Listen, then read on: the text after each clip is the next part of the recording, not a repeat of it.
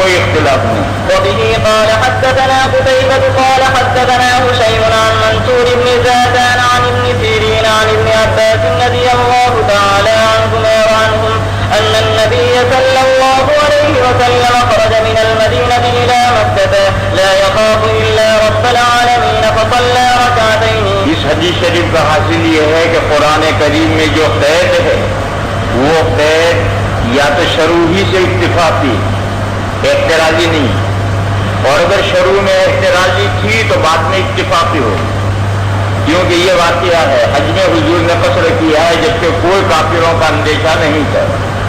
قال أبو عيسى هذا حديث صحيح باب ما جاء في كم تقصر الصلاة باب ما جاء في كم تقصر الصلاة. بخاری شریف میں بھی بعینہ یہی باب ہے، لیکن بخاری شریف میں باب کا مقصد یہ ہے کہ آپ کتنی مسافت کا سفر کرنا چاہیں تو قصر کر سکتے ہیں. یعنی سفر شرعی کی مسافت کیا ہے، بخاری میں یہ ہے.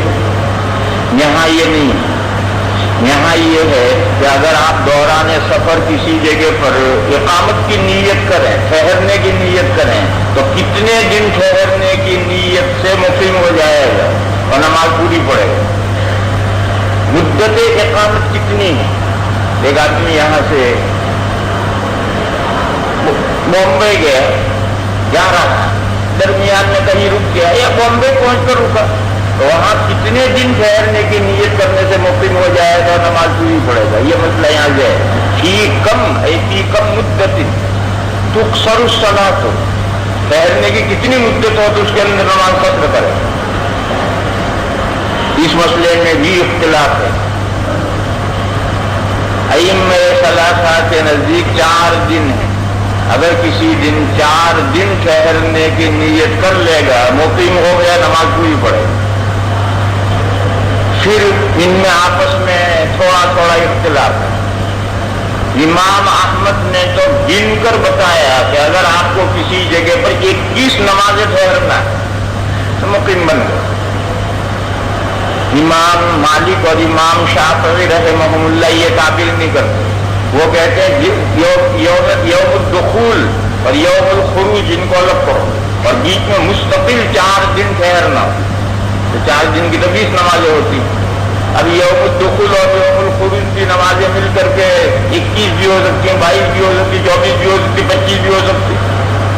تو وہ نمازوں کی تعداد متعین نہیں کرتے. وہ کہتے ہیں یوم الدخول کو الگ کرو، یوم الخروج کو الگ کرو، اور اس کے علاوہ درمیان میں مستقل 4 دن ٹھہرنا تو نماز پوری کرے. پھر ان دونوں اماموں کے درمیان میں یوم الدخول اور یوم الخروج کے مستثنا کرنے میں بھی کوئی تفصیلات ہیں جو ان کی فقہ میں. لیکن گول گول مذہب یہ ہے کہ ائمہ ثلاثہ 4 دن کے قائل، بغیر تفصیل میں داخل ہوئے مجمل مسلک یہ ہے کہ ائمہ ثلاثہ کے مدت اقامت 4 دن. احناف کے یہاں مدت اقامت 15 دن. روایات میں مرفوع روایات میں اس سلسلے میں کچھ نہیں. 2 مرفوع روایتیں ہیں مگر ان سے اس مسئلے میں استدلال صحیح نہیں. ایک مرفوع روایت یہ ہے کہ جب حضور حج میں تشریف لے گئے تھے تو مکہ میں 10 دن ٹھہرے تھے اور نماز قصر کرتے رہے، مگر اس سے استدلال درست نہیں.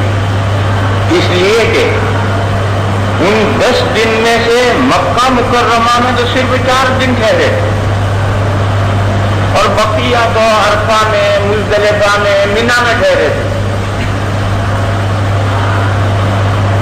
دوسری وجہ یہ ہے کہ وہاں پہلے سے یہ طے نہیں کیا گیا تھا کہ یہاں اتنے دن ٹھہرنا، اور یہاں جو زیر بحث مسئلہ ہے اس میں پہلے سے طے کرنا ضروری ہے.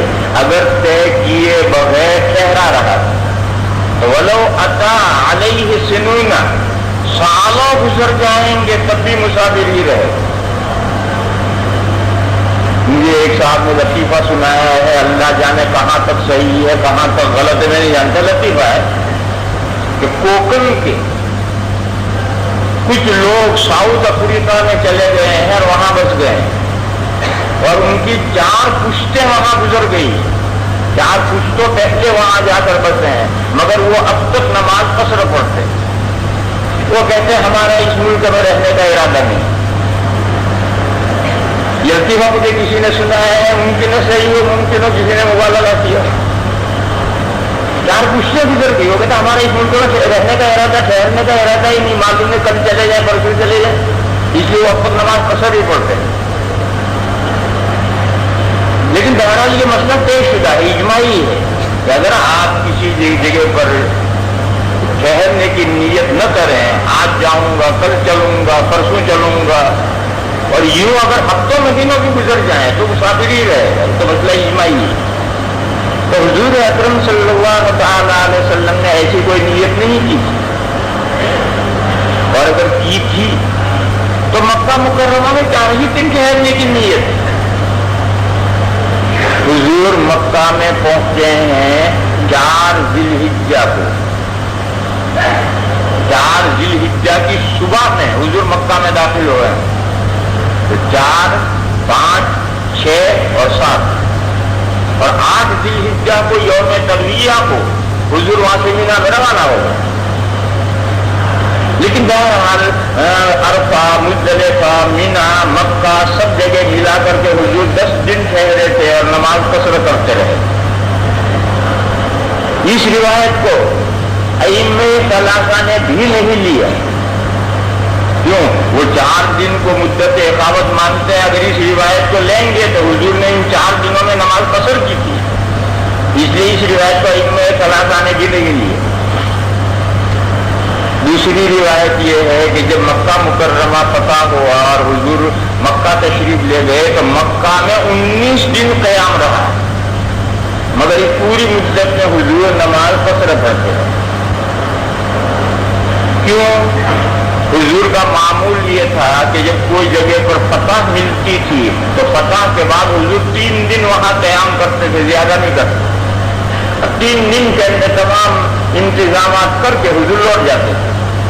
لیکن مکہ میں صورتحال یہ پیش آئی، مکہ فتح ہو گیا، صورتحال یہ پیش آئی کہ حوازن کے قبائل مکہ پر حملہ کرنے کی تیاری کر رہے ہیں، ایسی خبریں وہاں سے آنے لگی۔ اب ایسی صورت میں مدینہ لوٹ جانا کوئی معنی نہیں رکھتا، ہم مدینہ چلے آئیں گے، وہ مکہ پر حملہ کر کے قبضہ کر لیں گے، پھر فتح مکہ دوبارہ کرو۔ اس لیے حضور وہی ٹھہرے رہے کہ جو خبریں مل رہی ہیں حوازن قبائل کی، وہ خبریں کہاں تک صداقت رکھتی ہیں اپنے اندر۔ بالآخر یہ اطلاعات مل گئی کہ واقعتاً وہ مکہ پر حملہ کرنے کا ارادہ کرتے ہیں، اور اتنی بڑی تعداد مکہ کی طرف روانہ بھی ہو گئی۔ تو حضور نے یہ فیصلہ کیا کہ وہ یہاں آئیں اور مکہ میں ہم ان سے لڑیں، اور حرم شریف میں لڑائی ہو، اس سے بہتر یہ کہ ہم ان کی طرف بڑھیں۔ چنانچہ حضور اپنے 12,000 لشکر کے ساتھ بڑھے، اور وہ ادھر سے آ رہے ہیں اور یہ بڑھ رہے ہیں، اور حنین کے میدان میں آمنا سامنا ہو گیا اور وہاں جنگ حنین ہوئی۔ تو یہ جو صورتحال پیش آنی ہے اس کی وجہ سے 19 دن حضور مکہ میں ٹھہرے رہے کہ کیا ہونا ہے کیا ہونا ہے۔ پھر 19 دن کے بعد حضور حنین کی طرف روانہ ہوئے۔ حضرت ابن عباس رضی اللہ تعالیٰ عنہما نے اسی روایت کو لیا، اور حضرت اسحاق ابن راہوے نے بھی اسی روایت کو لیا، اور انہوں نے مدت اقامت 19 دن قرار دی کہ اگر کسی جگہ پر 19 دن ٹھہرنا ہے تو نماز قصر پڑے، 19 دن سے زیادہ ٹھہرنا ہے تو نماز پوری پڑے۔ مگر اس سے بھی استدلال درست نہیں، 2 وجہ سے۔ ایک تو یہ کہ حضور نے 19 دن قصر پڑی، فرض کرو کہ اگر حضور 20ویں دن یا 21ویں دن ٹھہرتے تو نماز پوری پڑتی، اس کی کیا دلیل؟ دوسری بات یہ ہے کہ حضور کا ارادہ قیام کا ہے ہی نہیں، جو صورت حال ہے اس کی وجہ سے ٹھہرنا پڑ رہا ہے، معلوم نہیں کس وقت یہاں نکلنا پڑے۔ اس لیے ائمہ اربعہ نے اس روایت کو بھی نہیں لیا، اس لیے کہ مدت اقامت میں نص نہیں۔ ان 2 روایتوں کو الگ کرنے کے بعد میں مرفوع روایات میں کچھ ہے ہی نہیں۔ صحابہ اور تابعین کی ارشادات، صحابہ اور تابعین کے ارشادات کم سے کم 4 دن ہیں اور زیادہ سے زیادہ 15 دن ہیں۔ حنفیہ نے جو زیادہ سے زیادہ تھا اسے لیا، ائمہ ثلاثہ نے جو کم سے کم تھا اسے لیا۔ دراصل ہے کہ 4 دن کی روایت کسی صحابی سے نہیں ہے، کسی صحابی کا قول نہیں ہے، سعید ابن مسیب رحمۃ اللہ علیہ کا قول ہے، اور وہ بھی ان سے بھی دونوں قول مروی ہیں، 4 دن کا بھی مروی ہے، 15 دن کا بھی مروی ہے، مگر ائمہ ثلاثہ نے سعید ابن مسیب کا قول لیا، تمام صحابہ کے قول چھوڑ دی، اور حنفیہ نے صحابہ کا قول لیا، ابن عمر کا قول لیا، اور ان کا 15 دن کا قول تھا، یہ آخری تھا، اس سے اوپر نہیں تھا، اس کو لیا۔ کیوں؟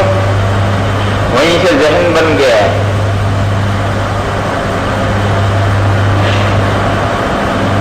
ایک مثال نظیر سے سمجھو، ایک طالب علم کو کوئی اہم ضرورت پیش آئی اور اس کے لیے 4 دن کی اس نے چھٹی لے کر گھر گیا، اس کا کام 2 ہی دن میں ہو گیا، تو اب اسے جلد سے جلد واپس آنا چاہیے، کیونکہ اسباب تو چل رہے ہیں، کوئی اس کی وجہ سے اسباب تھوڑے رکے ہوئے ہیں، وہ تو اپنی مجبوری میں 4 دن کی چھٹی لے کر گیا ہے، اگر 2 دن میں کام ہو گیا تو اسے فوراً واپس آنا چاہیے۔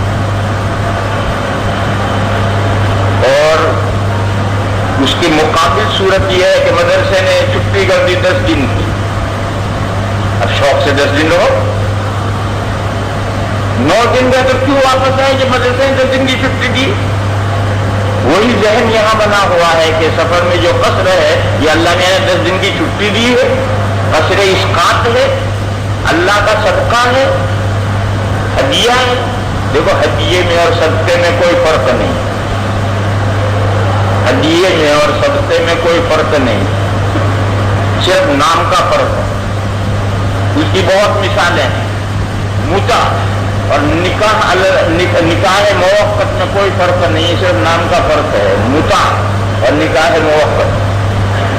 خلا اور طلاق علی المال، ان میں کوئی فرق نہیں، صرف نام کا فرق ہے، مگر ایک بہرحال ہے کچھ فرق۔ اسی طریقے پر یہاں صدقہ اور ہدیہ میں کوئی فرق نہیں۔ اگر مقصود جس کو آپ مال دے رہے ہیں اس کی خوشنودی حاصل کرنا ہے، ہدیہ، اور اس کی خوشنودی سے ہمیں کوئی مطلب نہیں، ہمیں تو اللہ سے ثواب لینا ہے، یہ صدقہ ہے، ہمیں اللہ سے ثواب لینا ہے تو صدقہ ہے۔ جس کو دے رہے ہیں وہ خوش ہوگا نہیں ہوگا ہماری بلد، یہ صدقہ ہے۔ پھر صدقے 2 ہیں، صدقہ واجبہ اور صدقہ نافلہ، زکوٰۃ، صدقے فطرے، صدقہ واجبہ، اور ویسے ہی آپ دیں یہ صدقے نافلہ ہے، یہی تو صدقے نافلہ ہدیہ ہے۔ اور ہدیے میں پیش نظر یہ ہے کہ جس کو ہم دے رہے ہیں اس کی رضا اور خوشنودی حاصل کرنا مقصود ہے، ثواب اس میں بھی ملتا ہے، جیسے صدقے میں ثواب ملتا ہے ہدیے میں بھی ثواب ہے۔ پیش نظر آپ کے کیا ہے؟ اللہ سے ثواب لینا تو صدقہ کہلاتا ہے، محتا لہو کی خوشنودی حاصل کرنا تو ہدیہ کہلاتا ہے۔ تو یہ اللہ کا ہدیہ کہو، اللہ کا صدقہ کہو، جو لفظ تعبیر کرو، یہ جو اللہ تعالیٰ نے ایک نعمت عنایت فرمائی ہے،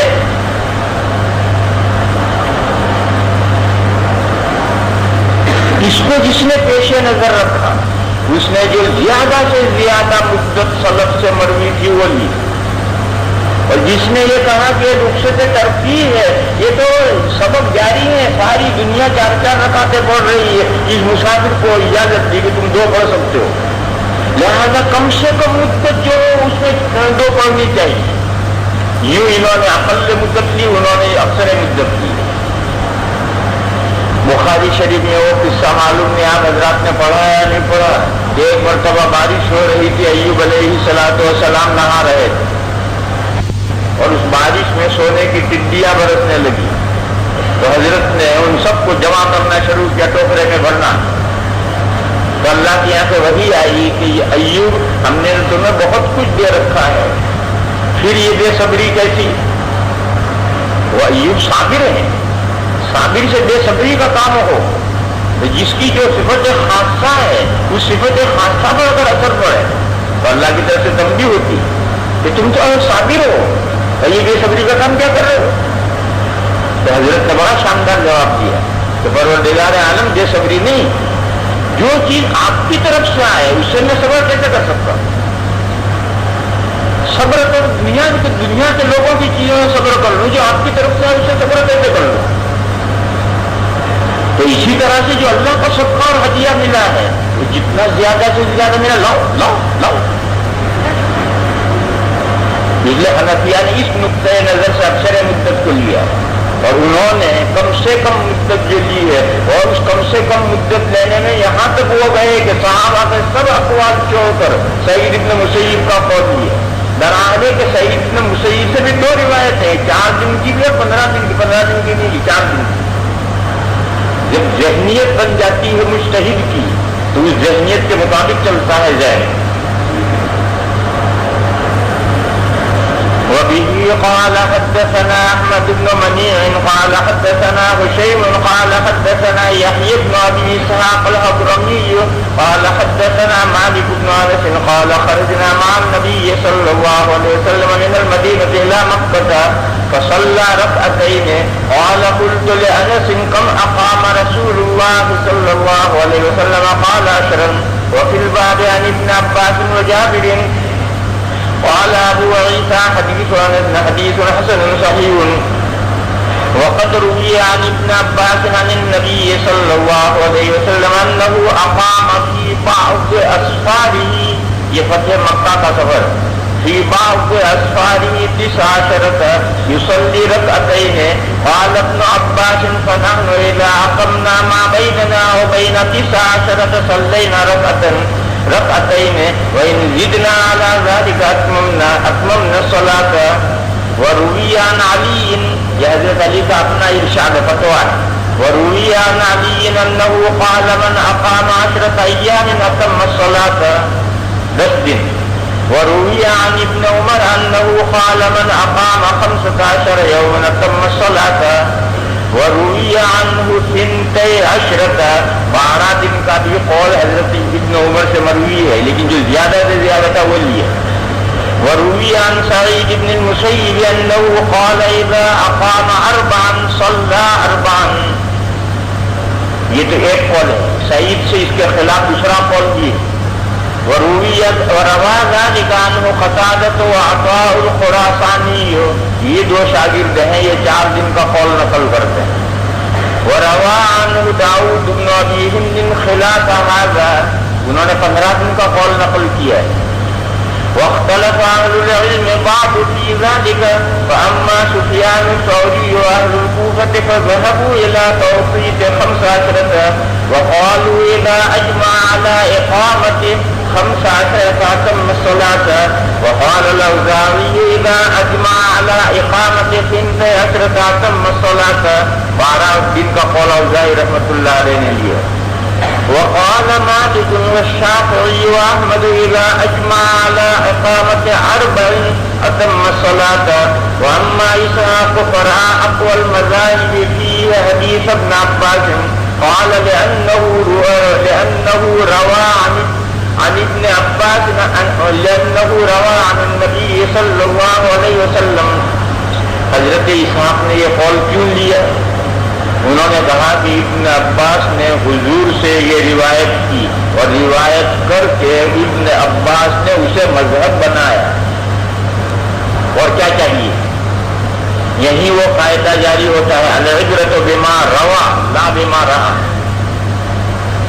اور روا کے اندر جو ہم نے غور کیا تو حضور نے 19 دن مکہ میں ٹھہرنے کا شروع سے ارادہ ہی نہیں کیا تھا، وہ تو آج کل کرتے ہوئے 19 دن نکل گئے.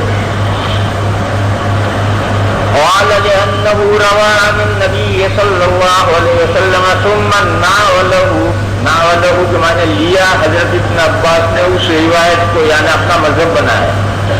ثم ناوله بعد النبي صلى الله عليه وسلم اذا اجمع على اقامة 19 اتم الصلاة. اب وہ مسئلہ لا رہے ہیں کہ آج کل کرتے اگر سالوں بھی گزر جائیں تو مقیم نہیں ہوگا. اور یہ اجماعی مسئلہ ہے. ثم اجمع اهل العلم على ان للمسافر ان يقصر ما لم يجمع اقامة ولو وان اتى عليه سنون. چل رہے. وبه قال حدثنا هناد قال حدثنا أبو معاوية عن عاصم الأحمد عن كرمة عن ابن عباس قال سافر رسول الله صلى الله عليه وسلم سفرا فصلى 19 يوما ركعتين. قال ابن عباس فنحن نصلي فيما بيننا وبين 19 ركعتين فإذا أقمنا أكثر من ذلك صلينا 4. قال أبو عيسى هذا حديث حسن غريب صحيح باب ما جاء في التطوع في السفر. یہ وہ باب آیا جو میں نے کہا تھا اگلے صفحے پر آ رہا. سنتوں میں قصر نہیں. آپ کو پڑھنی ہے پوری پڑھیے, نہیں پڑھنی نہیں پڑھیے. قصر نہیں, قصر صرف فرائض میں. اس کے بعد مسئلہ یہ ہے کہ سفر میں سنتیں پڑھنی چاہیے نہیں پڑھنی چاہیے. جواب یہ ہے کہ حالت فرار میں نہیں پڑھنی چاہیے اور حالت قرار میں پڑھنی چاہیے. آپ یہاں سے بامبے جا رہے ہیں, دہرادون میں شام کو آپ دلی پہنچ گئے. کل صبح 10 بجے آپ کی گاڑی ہے, وہاں تک آپ دلی میں قیام کریں. کیا کریں گے؟ انڈے دیں گے. اور تو وہاں کوئی کام نہیں, یا یہ حالت فرار ہے. حالت فرار, گاڑی آنے والی, نماز پڑھنی ہے, یا گاڑی ہی میں نماز پڑھ رہے ہیں آپ, لوگوں سے منت سماجت کر کے درخواست کر کے تھوڑی سی جگہ لیے, لوگ اپنے پیر سکڑے ہوئے بیٹھے ہیں, آپ نماز پڑھ رہے ہیں, وہاں صرف فرض پڑھیے, سنتیں نہیں.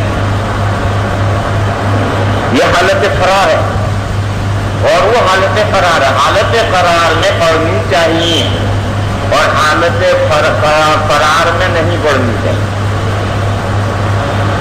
یہ جو میں نے فرار اور قرار کی تفصیل کی یہ تو کتابوں میں لکھی, لیکن تجربے سے ایک نیا جزیہ مجھے معلوم ہوا ہے. وہ جزیہ بڑھاپے میں جا کر معلوم ہوا, پہلے نہیں معلوم ہوا تھا.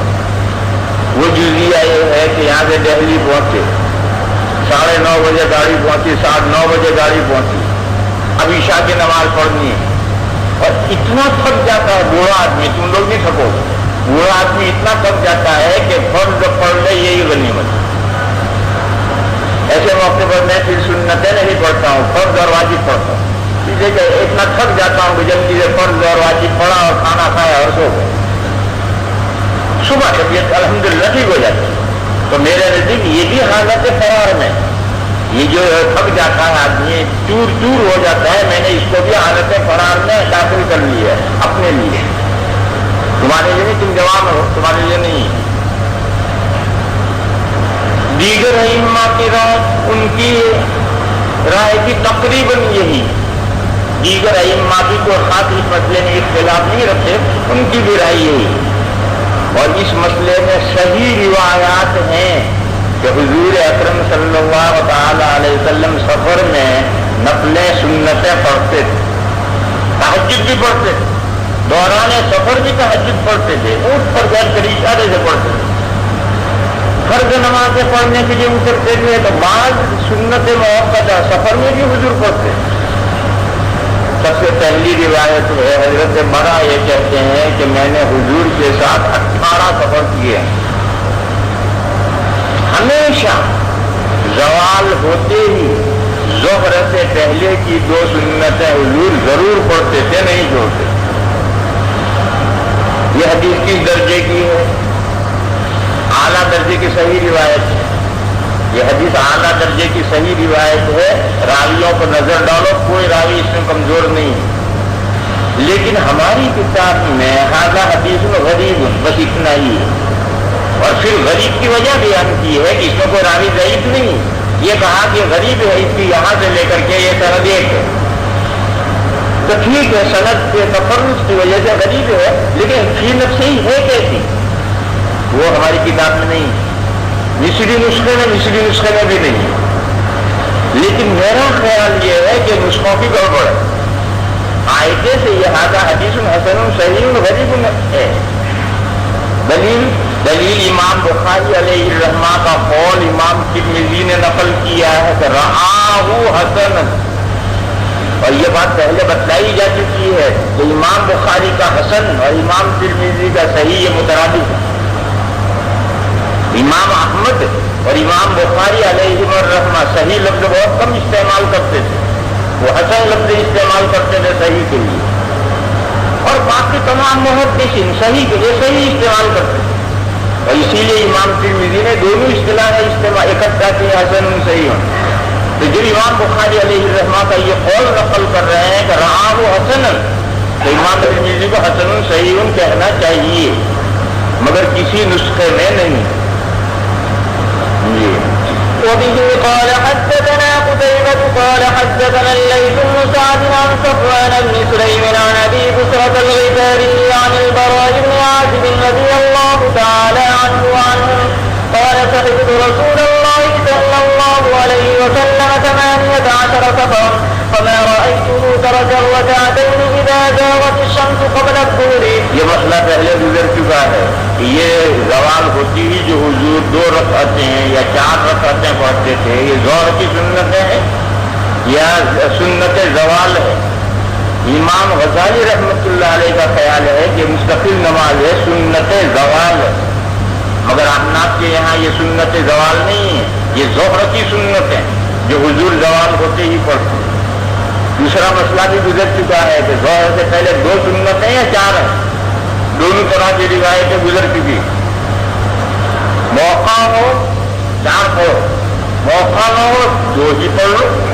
اب دیکھو سفر ہے تو حضور بجائے 4 سے 2 پڑھتے. وفي الباب عن ابن عمر قال أبو عيسى حديث البراء حديث غريب قال وسألت محمدا عنه فلم يعرفه إلا من حديث الليث بن سعد، یعنی لیث بن سعد سے لے کر آخر تک یہی ایک سند ہے. ولم يعرف اسم أبي بصرة الغفاري ورآه حسنا. اور 2 ہیں، ایک ہے ابو بصرہ سعد سے، وہ صحابی، وہ بھی غفاری، اور یہ ابو بصرہ ہے سین سے، یہ تابعی. اور نام معلوم نہیں ہے، نام معلوم نہ ہونے سے کیا فرق پڑتا ہے. وہ وقت سے تابعین ہیں کہ ان کا نام نہیں معلوم. ابو سلمہ کا نام کون بتایا گا؟ حضرت ابو بکر صدیق کا نام تم بتا دو گے؟ حضرت ابو ہریرہ کا نام بتا دو. تو جو لوگ کنیت سے معروف ہو جاتے ہیں ان کے نام کے جاننے کی کوئی زیادہ اہمیت نہیں رہتی ہے، اور جلیل القدر تابعی ہے، لہٰذا اس سے حدیثوں کو اثر نہیں پڑتا. وروي عن ابن عمر أن النبي صلى الله عليه وسلم كان لفظ تھا اسے تو چھوڑ ہی دیا گدے تو نے. ورآه حسنا، یہ جو جملہ ہے ورآہ حسنا، اسی کو میں نے کہا تھا کہ جب امام بخاری اس حدیث کو حسن کہہ رہے ہیں تو امام ترمذی کو اسے حسن صحیح کہنا چاہیے. وروي عن ابن عمر أن النبي صلى الله عليه وسلم كان لا يتطوع بالسفر قبل الصلاة ولا بعدها. یہ وہی روایت ہے جو پچھلے صفحے میں گزری. وروي عنه عن النبي صلى الله عليه وسلم أنه كان يتطوع بالسفر.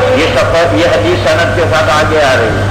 ثم اختلف أهل العلم بعد النبي صلى الله عليه وسلم فرأى بعض أصحاب النبي صلى الله عليه وسلم أن يتطوع الرجل بالسفر، وبه يقول أحمد وإسحاق، ولم ير طائفة من أهل العلم أن يصلي قبلها ولا بعدها. میں نے بتایا کہ یہ کوئی اختلاف نہیں ہے، تو خواہ اختلاف قائم کر رہے ہیں.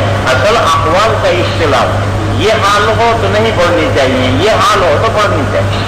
اس کے بعد حضرت فرما رہے ہیں کہ جو حضرات یہ کہتے ہیں کہ سفر میں نفلیں نہیں پڑھنی چاہیے، اس کا مطلب یہ کہ اگر پڑھ لو گے تو آسمان نہیں ٹوٹ پڑے گا. سفر میں نفلیں نہیں پڑھنی چاہیے، یعنی شریعت نے رخصت دی ہے، فیسلٹی دی ہے، سہولت دی ہے. آپ نہ پڑھنا چاہیں نہ پڑھیں، لیکن اگر آپ پڑھیں گے تو کوئی حرج نہیں، کیونکہ حضور سے اور صحابہ سے پڑھنا بھی ضروری ہے. جی